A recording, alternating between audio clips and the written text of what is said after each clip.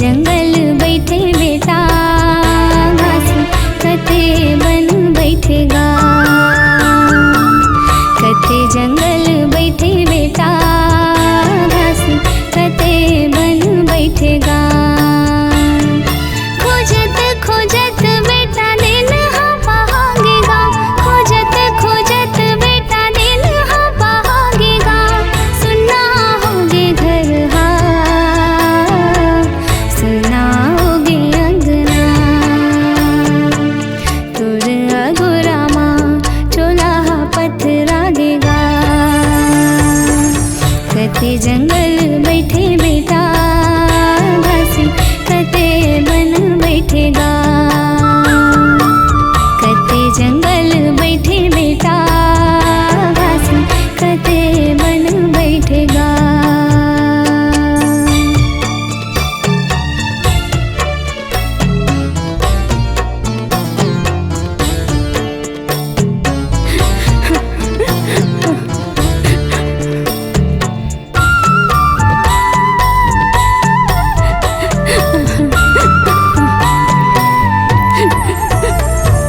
नहीं तो मिला यारो बेटा खोजो तोला कैसे। मन चूरे तन घूरे मर जाऊं जैसे। तोर सन सोमा बेटा गति होगी ऐसे। पानी बिना मछली तलप थे जैसे। देखे बिना तोला मोर नैना तरसे। ए बेटा ए घासी ए बेटा कते जंगल बैठे बेटा घास कते बन बैठेगा। कते जंगल बैठे बेटा घास कते बन बैठेगा।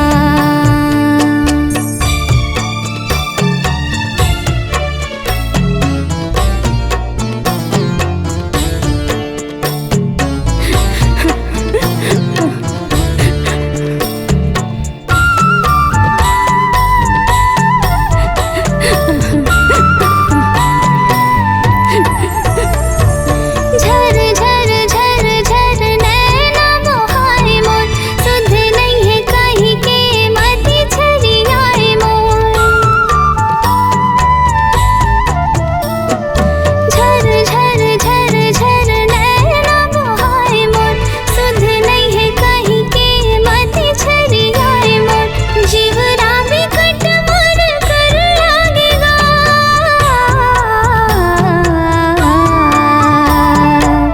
ए बेटा ए घासी ए बेटा कते जंगल बैठे बेटा घास कते बन बैठेगा। कते जंगल बैठे बेटा घास कते बन बैठेगा।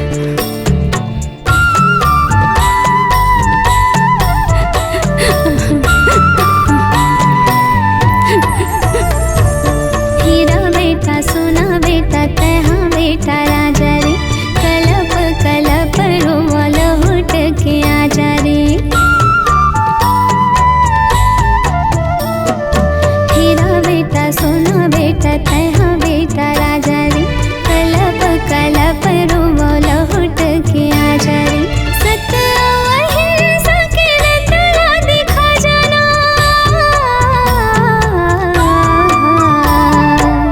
ए बेटा ए घासी ए बेटा, कते जंगल